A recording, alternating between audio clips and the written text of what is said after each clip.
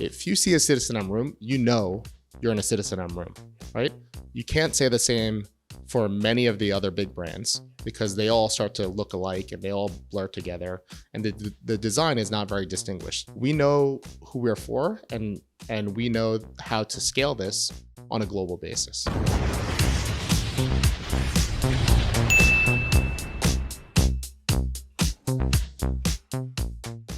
Hi, y'all. Rob Napoli, host of Hospitable. We are here today at the citizenM offices in Midtown Manhattan, Garment District, if I'm not mistaken. Right? Yeah, we call it Nomad. Nomad. Okay, this is the Nomad. I never especially that area. It's all kind of like congealed, and I don't know down south. Got it. So no, whatever. Nomad always tends to trip me up. Although couple of hotels that are over here that I've been to, like the bars and stuff, because my wife redid one over in this area, which is super nice. The Nomad over here, she just redid that. So yeah, we're here at citizenM, excited to be here. Really vibey office. If you've ever stayed at a citizenM hotel, you will, you know the vibe, you know the look and the feel. And today we're sitting down with the Chief Commercial Officer, Ernest Lee. Ernest, thank you so much for hosting us today. I appreciate you. Thanks for having me. Of course. And so I really, we've been talking about doing this for a while, and then 1.5 million things happened in between trying to record, from travel plans to me being on jury duty to whatever. So I'm excited we finally get to be here. And I kind of want to start with, I love the citizenM mentality. And if you go into citizenM hotel, it's super vibey. It's got a very eclectic feel. So tell us, what is it about citizenM? What's the mission? Why does it bring this vibe so much? Yeah. So number one, I'm proud that you perform your civic duty. Jury duty is a very important responsibility.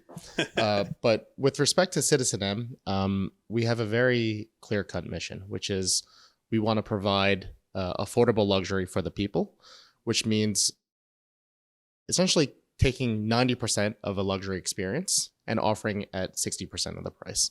And we want to do that over and over again in the markets that we find best represent our target audience, which are typically young people and young companies. And so for us, that gravitated us towards the big gateway cities, starting in Amsterdam, then to Paris, to London, and here in the US, where we're represented in New York, Boston, all the way to the West Coast in San Francisco, LA, and Seattle. Yep. And for what we want to do is we essentially want to provide as much of the right offering as possible for this specific niche, because what we found over the years, as you study any brands, is the moment that you try to be for everybody, you actually end up being for nobody. And so being very distinct, very disciplined, and very careful in not diluting ourselves and being as much of a complete sort of representation of our original brand for this target audience and not straying too far. I love that. And if I'm not mistaken, y'all just opened up a new location in Austin recently, right? And Rome, if I'm not mistaken, right? Yep. I freaking love Rome. I cannot wait to go to Rome and have to check that out. I've checked out Boston, both New York locations. Those are the only three I've been to so far. Well, you have a lot to go. I do. I know our founder, Case, has been to, I think, 12 of them already. And I love the app, the personalized app, Welcome Citizen. You have all the things. You can do everything on an app or the iPad in the room. I think that it really hits on the target audience. And I love the mission. And as the Chief Commercial Officer, you've been here for a little while. You've kind of grown into this role. What attracted you to citizenM, when you started? Yeah, so I've always been in the hospitality business. And when you're in the hospitality business, especially, most of my career being in the 2000s plus, what you notice is that the business, for a lot of reasons, attracted a lot of sophistication over time, and a lot of, I would say, with sophistication, a lot of dominating financial interests. And what that typically led to was a very fragmented business model, meaning that when I was growing up, what you had was, and still have, is brands on one side, a owners on another, and then sometimes developers and third-party management companies, all with separate and sometimes competing interests. Yeah. And who typically is left holding the bag are customers and sometimes employees. So what I really liked and attracted to me about citizenM was the purity in its business model. It's true vertical integration. We design, we develop, we own, we brand, and we operate.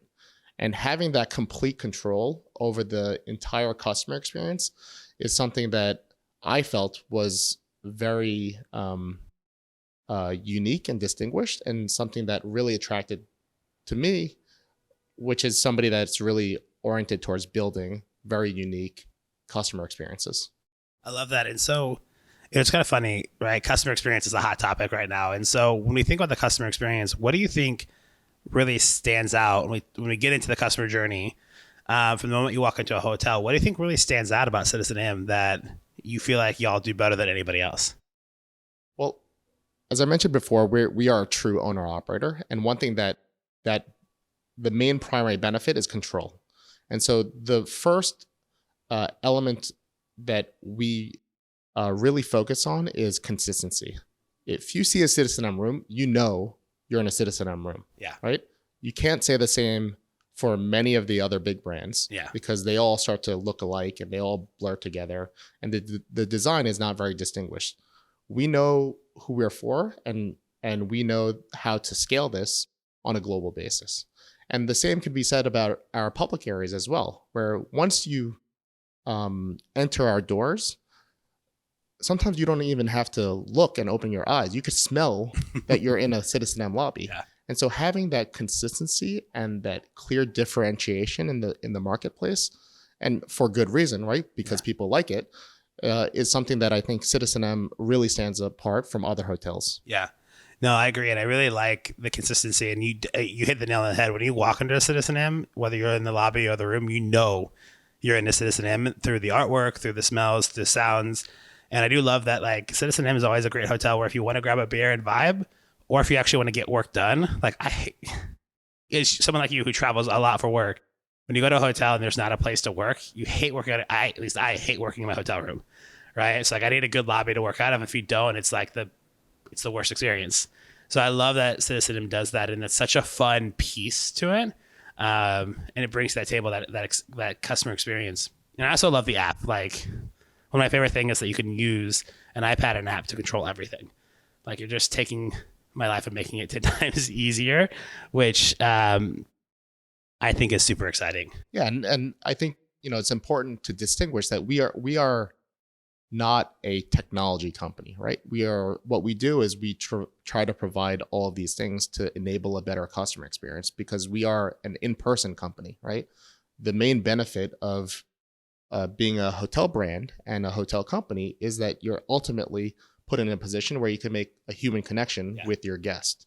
And all these other things, what we're trying to do is just eliminate one piece of noise or inconvenience that travelers typically experience. Yeah. And I think that's really important, right? Because, hospitality is H2H, human to human, right? It's very much a human-centric business. And technology is great. And the thesis of this podcast is, how do you make hospitality more human through technology? The idea being, technology plays its role, but it's not the key driver, right? As you said, you're not a technology company, but you have technology to make the human experience of being a citizen that much more effective, more personal, and you feel it. You could feel it in the way you interact, and you can interact as much or as little as you want and still feel taken care of. I think that's really important. So when you think about citizenM, innovation, the things that you're doing, what fucking excites you about your job every day? What gets you up and gets you going? Yeah, so it's funny. I just talked about this morning, coincidentally. For me, I feel that happiness. Somebody explained to me once. I think they probably rip it off from somewhere else. But happiness, in a personal or professional context, and oftentimes the combined, is when reality minus expectation, and whatever that calculus is, right? And for me, like, I feel pretty content with my life, and so there's always that something else, right? In terms of what else might you be doing in order to lift the level of expectation? And especially for me personally, is the desire to build, right? I mentioned before that for me, like, there are motivations in life, whether it's financial rewards or ego or whatever, right? Like, I think everybody has some iteration of that, but for me, there's an innate desire to build, and citizenM really allows for that. We not only build literally buildings. It could be a dirty car park one day or a vacant building, and all of a sudden it's a brand new glitzy hotel, or you're building teams, or you're building products from scratch. Yeah. And putting it into existence, something that wasn't there before, is highly motivating and highly energetic. That's amazing. And I love that you brought up kind of like building something, right? And really cool, because you have a really cool team, right? So you're managing the sales, marketing, and revenue teams or branding teams across the globe. So how do you go about managing a team that sits in different time zones, and what's the most exciting or fulfilling part of having team members around the globe currently? Yeah, so having a distributed team, I mean, as you know, is not easy, right? I think technology has, in a lot of ways, helped democratize that. Yeah. But there's still a lot of struggle in making it work perfectly. And so you try to find the right mix between when you want to get the teams together in person versus do things digitally. But at the end of the day, trying to drive an organization that's not just distributed, but also just volume wise, right? The number of members in that team, and getting any collective to do something requires a heavy amount of discipline, and a heavy amount of simplification. So I think what's the most difficult is getting people to work in one direction. Yeah. And that often means that you have to have a very clear vision of where that direction is headed, a very clear framework on the do's and do nots. Yeah. And then a heavy amount of trust that the teams and the individuals that you hired are able to get that job done. Yeah. And oftentimes people will go off course a little bit, and you have to sort of put them back into the framework that you're trying to steer towards. Yeah. But ultimately, what you want to be is very disciplined in getting the momentum towards that vision, and a little bit more flexible on how you get there. Yeah. That's interesting, because having a distributed team, I think that everything you said is amazing. And it's something that it's in theory great, but also with a 6-hour time difference and sometimes those different things, it makes it really hard to kind of manage your schedule. So for you, how does your schedule look? Do you get up early to handle stuff in Europe? And like, what does your kind of day to day look like? Or how do you kind of manage those different expectations with time zones right now? Yeah, so most of our teams are still based in the Netherlands. So dealing with the 6-hour time difference for most of the year, except for 4 weeks where daylight savings ruins it. Yeah. But my day personally starts very early, where I try to minimize the amount of lost hours between New York and Amsterdam. In addition to that, we try to document as much as possible so that there is some sort of continuation of the workday, and that way it's not like stop start. And the way that we do that is varied. I mean, it's everything from Slack to email to shared Google Docs. Yeah. But having that a combination of meetings and agenda items that you want to discuss in a synchronized way. Yeah. Combined with more task-oriented things that you could do asynchronously, is really the only way that we know how to make it work. Yeah, no, I love that. And that's kind of what we do too, right? I many days start early, except for kind of Tuesday, Thursdays, like my gym mornings, which everyone knows, like from 7 till 8:30, don't book with me. But it's very much cadenced around that. We have our standing meetings. We have a lot of asynchronous task planning and utilizing tools. And I think with the right distribution, it doesn't, there's something about being in a room with somebody to just like drive all those things forward. But if you have the right setup with a distributed team, you can really do a lot of damage and really create good cadences. And I like how you say being disciplined. I think that is something that most humans, we talk about discipline, struggle with, especially when you have a team of sellers, right? Sometimes that could be tough. So it's really cool to see how And I know that was we bought it over that, talking about the culture differences and how we manage teams and what our hours look like. And I think it's really cool though, because there's something rewarding about building abroad, right? Like being here in New York, having small local team, but also a wider distributed team over, for me in the Netherlands. I also have a couple people right now in APAC, which is a unique time zone to work with. We have a number of clients out there, and how you manage that really makes it quite fun. Sometimes, many times very crazy, but for the most part, kind of fun to kind of be able to ebb and flow that and have those kind of conversations, to be honest. It's kind of cool. Yeah. And I think it sort of stresses the importance of finding colleagues to join you that really are passionate about what they do, because especially when you enter into like a global time zone, your days get very blurred, right? And you have to be able to mix between inconsistent schedules, work early mornings, maybe stop, take a break in the afternoon, and then pick back up late for a different time zone. But what it does require is not just discipline, but people who have the heart to be able to commit to that type of inconsistency. Yeah. Because people who just want to check the box and clock in, clock out are probably not up for that task. Yeah. It's very, when you work for a global company and a kind of a maneuverable company, like citizenM is big, but it's still maneuvering, and it's very, I like to think of citizenM as vibey, gritty, kind of rebel a little bit. Like it takes a certain type of person to want to work in that space. I mean, I always tell people in Omnibus, when they're looking to come to Omnibus, like it's a bit of a crazy train in a good way, right? Like we're all in the same direction. We're doing a lot of things, but you have to be able to move and shake a little bit. Like if you are looking for step 1, do this, step 2, do this, step 3, do this, and you're done. You got to be creative, solutions oriented, be a problem solver. And also those are the type of people that you want, like that could think outside the box. So very interesting and fun. And as you kind of manage your teams, how do you go about, like, do you struggle at all with, building the team and talent attraction, or how do you go about like evaluating talent, and what does it mean to be a citizen? Yeah. So I'd say that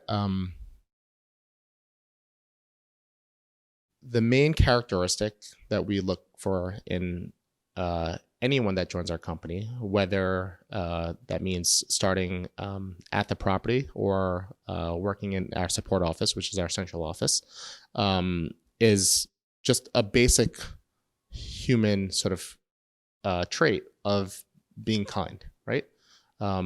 We feel that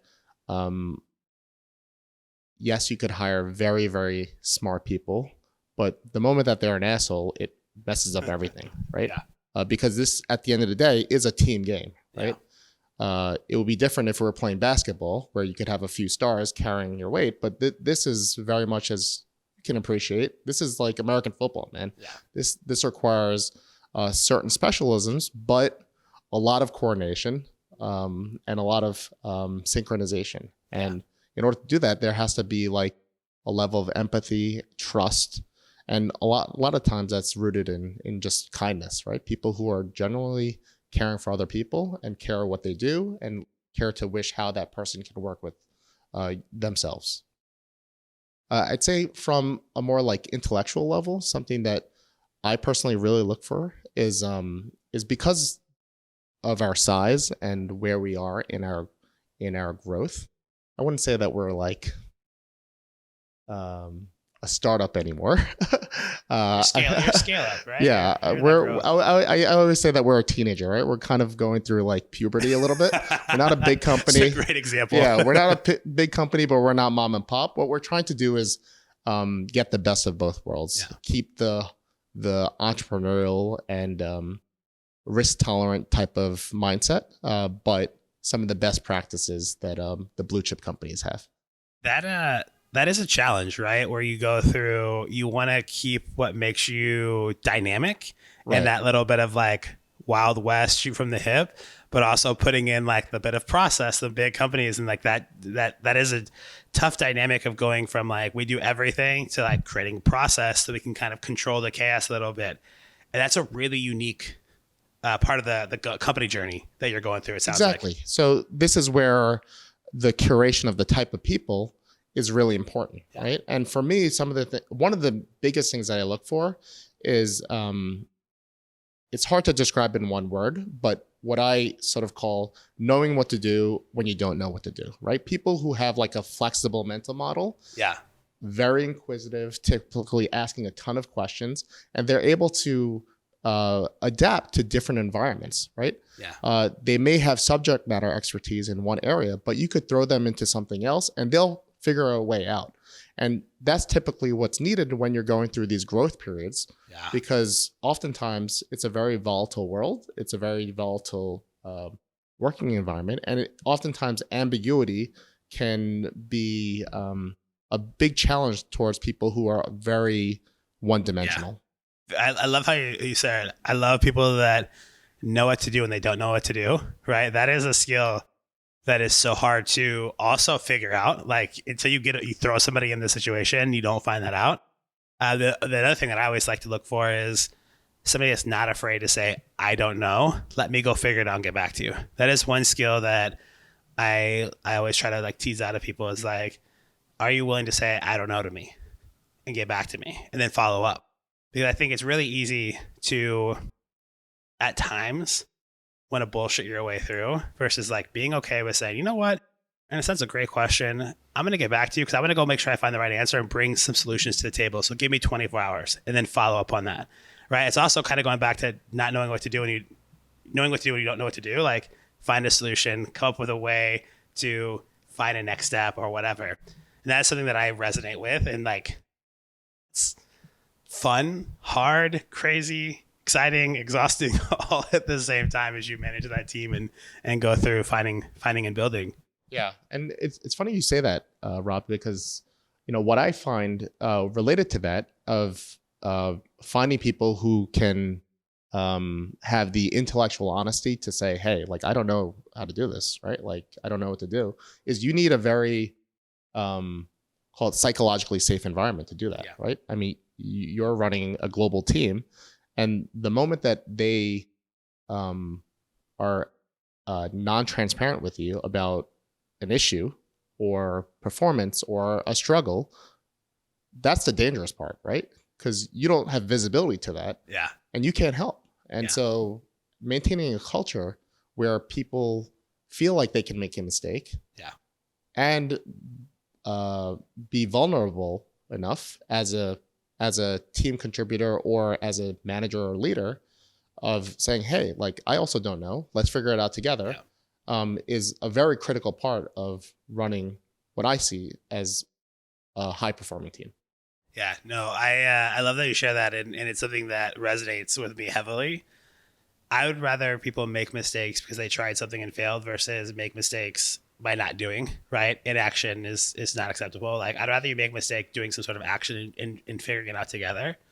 And it's something that resonates very heavily with me as I've grown a global team, right? And going through that. And you have to have a high level of transparency, trust, and open communication for that to happen, which can be hard sometimes with time zone difference and whatever, right? And so making sure to have those good conversations when you can and making sure to be, as you said, kind of emotionally intelligent and transparent with each other, both from a leadership perspective down, but also from the bottom up, which is super cool. Yeah. So y'all opened in Austin, y'all opened in Rome. What's next for 2024? We're hitting Q2. What are some of the big things that you and your team are doing or the company citizenM's doing for Q2 and what are you most excited for? Yeah, so we're opening up 2 more hotels this year. This comes on the heels of a whirlwind end of 23, beginning of 24, where we opened up Rome, a hotel at Menlo Park, and Austin. This summer, we'll be opening up a hotel in South Beach, which will be our 3rd in Miami, and our 2nd in Boston in the Back Bay neighborhood. Nice. Yeah. And that one will be our largest hotel in our entire portfolio. Really? Yeah. So that one is a big boy. And the teams are very focused on making it successful and opening out of the gate strongly. In addition to that, I'd say an area that we're very focused on right now is making sure that we're leaned in heavily towards the business travel recovery.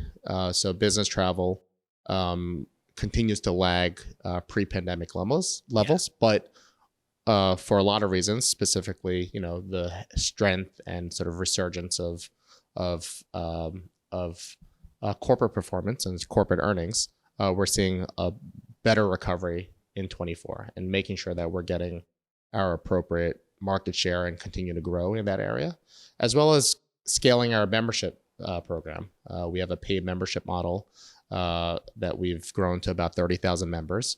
We really gear towards making a highly valuable experience for our members to make sure that they're not just getting travel benefits, but also social benefits and work benefits. And then ultimately figuring out a way to go from not just a B2C sort of option, but also a B2B offering. That's exciting. It's a lot of stuff this year. And again, I love that you're coming back to all that. And I know there's technology enhancing it, but it's coming back to the customer experience, right? Whether you're traveling for business, pleasure, or both, having a consistent customer experience rewards is one of the hugest things, right? Like, we were talking pre-show about flying to the Netherlands back and forth many times as we do, which airline points and whatnot. And, I think for hotels, like for me, very similar. I love my reward points. I love being able to lean into that and utilize that. And also the experience that comes with being a member, having a tier, working to those things, having that social benefits, the work benefits, the travel benefits, all the things like those matter, especially when you are traveling. Let's be honest, as much as you and I do, both for business and pleasure. So it's really cool to hear that you're continuing to commit on the business travel side of things, where I think citizenM hotels are just meant for that, with the way the cafes are set up with the co-working spaces and whatnot. It's such a unique setup that I think opens a lot of doors. So that's cool. So the last thing I want to kind of bring up as we're kind of coming close to time is I've really love some of the marketing you've been posting and doing. And I know that you've been doing some brand activations with our friend Andrew Young, who is absolutely amazing. But also, you've been using a lot of memes lately from the internet to really kind of highlight your mission and your message. And I absolutely love it. Tell me, where did the idea for leveraging kind of these social memes into the citizenM brand really came about? And talk to me a little bit how it's going for you, because I think it's just absolutely hilarious. Like, I've loved some of the stuff you've been posting on LinkedIn. Little memes absolutely kill me every time. Yeah, I mean, for me, I'm just goofing around, just to be honest. But I'd say like B2B marketing on LinkedIn should not be too differentiated from B2C marketing, which is if you look at like the pure foundation of like social media, why does it exist, right? It's escapism, right? It's a form of entertainment. And the moment that people take it too seriously on LinkedIn or whatever, is where I'd say is a very noisy space where people tune out. And I think if you apply like some of the best principles from TikTok or Instagram, where you can focus on the entertainment value of a post, then it might, I won't say guarantee, but it might lead to much more engagement and much more attention. Yeah. And also kind of, in my opinion, makes you resonate with the brand a little bit, right? Like, the citizenM brand, the mentality, being a citizen, being a global citizen, right? And then a little bit of that aesthetic, the vibe, I like to think of citizenM as a little rebellious in its own way, like the artwork and whatnot. And so like having those memes, I think really also tie to the brand in a way that makes me feel more connected, not only to you, but the brand itself. So I really like how you do that from an activation standpoint. I agree. I mean, as somebody who was a brand consultant and wrote 2 books on it, yeah, it can get loud. It definitely requires you not to take yourself too seriously. That is very true. Very true. Well, I absolutely love it. We work in hospitality. We work in this space. We travel a lot. So what is, I'll let you choose. What is your best travel memory? What is the worst travel memory? Travel is so sentient and you remember those things. So I'll let you decide if you want to share your best or your worst travel story.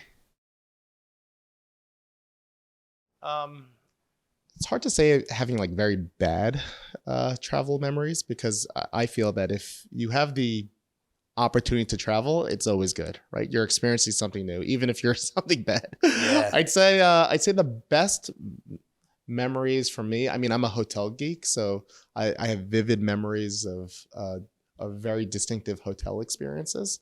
And for me, one of my favorite hotels that I've stayed at and also just led to a very memorable experience was the Sofitel in Hanoi. Vietnam obviously has like this beautiful blend of, well, not so nice, but French colonial culture with Asian and Eastern influences. And the Sofitel there just like really represents and resonates on all different levels between its distinct design, its service offering, its food, as well as just the overall vibe and ambiance. Yeah. And it was just a very special moment for me to spend, not just with my wife, but also with my parents, and something that like you really cherish. Yeah. And then I'd say, bad. I don't know. It's always probably something around food, bad food.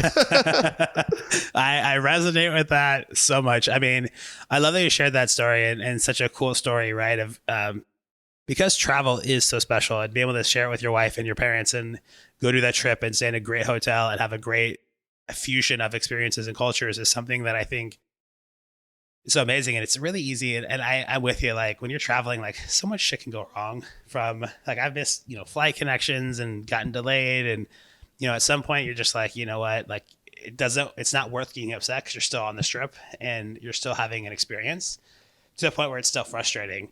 Usually the things that I always get annoyed about is sometimes like I have anxiety. I like to be places early. So like if things are late, and of course I lived in Italy for 2 years. So worst country to be on time in. Schedules? What schedules? Exactly. Wait, coffee's at 2. Yeah, it's 3:00. Yeah, I'm on my way in 15 minutes. Okay. Or food. Like those are the two things that usually kind of got me the most, like actual experiences. Like the thing is like you're still somewhere doing something amazing and you have a story from it. And I think that is the most unique kind of fun thing about travel. And it's why I love to do it so much. Is like, I mean, I love telling stories. So give me if it's bad, right? Like you want to hear, okay, funny story for you. So I was in Tunisia, right? In the south part of the Netherlands, stayed at the city hotel, and I had to get picked up to go catch the train to Brussels to jump on my plane. And I was getting picked up at 5:30, right? So I got up at 4:45 to take a shower. And the way it was set up is the shower had the sliding door, and then there's like a back door open. And so I was taking a hot shower. I left the door open into the living room because I had the back door open. Figured just kind of like, the beautiful, like the wind blowing in and the cool morning air with the hot shower felt amazing. Out of fucking nowhere, the fire alarm starts going off. And so I'm like, what? So I was like, dry off really quick, put on my clothes, run downstairs. I'm walking by all these rooms to go like the fire exit out. Mine's the only one that has like a light blinking on it. And only one of the 2 smoke alarms in my room are going off. And I go downstairs, the guy's like, false alarm. So I went to go check out 20 minutes later. He's like, yeah, sometimes like our fire alarms are different here. And so sometimes if you have a window open and you're running a hot shower, it can set it off. And I was like, so you're telling me I was the one that woke everybody up at 5 a.m. this morning? He was like, well, not saying, but yes. I was like, do not tell anybody. So breakfast usually starts at 6. He had it open at 5:15, so everyone got to come have breakfast early. So it was kind of a win-win. But to anyone in City Hotel in Tunisia a few weeks ago, I'm sorry for waking up at 5 a.m. But that was my bad. Well, was that a bad travel experience? Because it sounds like a good memory. It was a fun memory. Like I love it. And that's why I was kind of sharing, like, it's something that people could get frustrated. It could be annoying, but at the same point, like it's a good story to tell. And I'll never forget that experience. Or that kind of moment. And that's what I love so much about travel. And that's where I think when hospitality is done right and you focus on the customer experience, any experience, good or bad, is memorable and you learn from it. And that's what's so cool about being in hospitality. So I love it. Ernest, if people want to get in touch with you, follow you for more, how do they get in touch with you?